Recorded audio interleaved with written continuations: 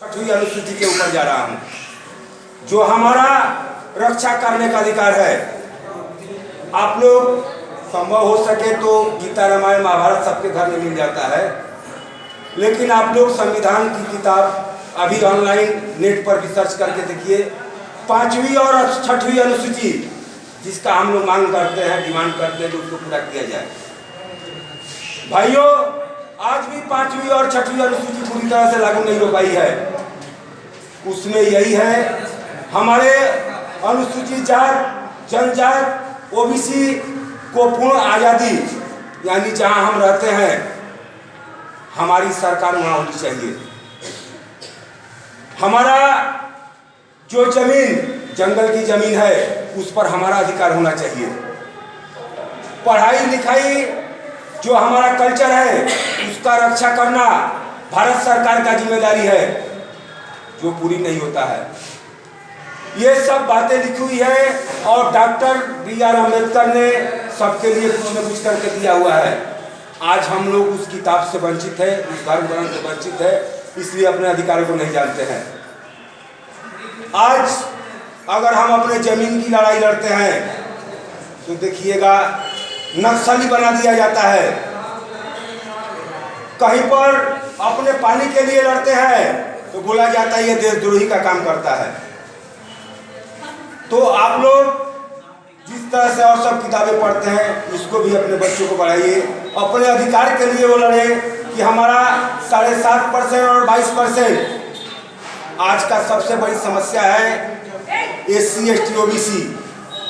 हम लोग written exam पास कर जाते हैं, हमारे बच्चे पास कर जाते हैं, आता है इंटरव्यू का समय, तो वहाँ पर सबसे अजीब सी स्थिति आती है कि not suitable for SC candidate अथवा ST कैंडिडेट।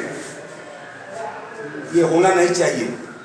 ये हमारा अधिकार है कि हमारे कम्युनिटी को वहाँ भरा जाए, लेकिन अधिकतर पैनल देखा जाता है कि नॉट सुटेबल। वही इसी को लड़ना है हमें, यही लड़ाई है और ये हमको संविधान में दिया गया है। उसमें ये लिखा हुआ है कि अगर कोई पास करने लायक नहीं है, हमारे में कोई भी तो है जो 3 नहीं है 4 नंबर पर है, उसको देना पड़ेगा। लेकिन क्योंकि हम लोग नहीं जान पाते हैं और लड़ाई को अरेंजमेंट नहीं कर पाते हैं, और कहीं कहीं ये भी देखा जाता है, जैसे हम लोग झारखंड में जाते हैं, मध्य प्रदेश में जाते हैं, इतना पिछड़ा हुआ क्षेत्र है और वहाँ पर अनुसूची भी लागू हुई है। उस जमीन को देखिए कब्जा करके अदानी को, अंबानी को, जिसको देना है हमारी जमीन को दिया जाता है।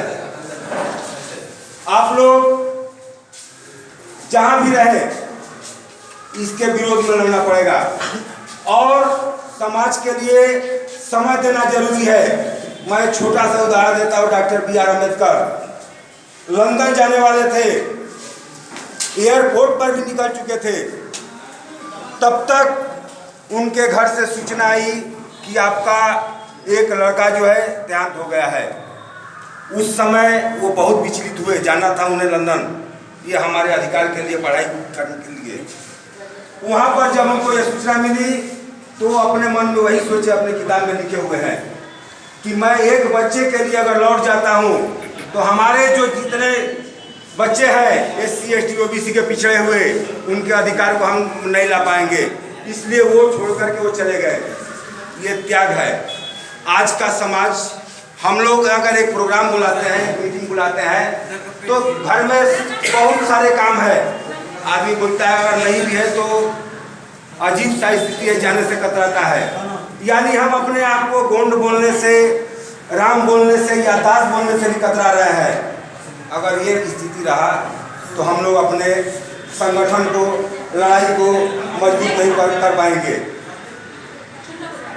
अभी 26 जनवरी 1950 कुछ दिनों में ही आने वाला है, जिस दिन हमारे संविधान को स्वीकृति मिली थी, यानी हम लोग स्वतंत्र हुए थे।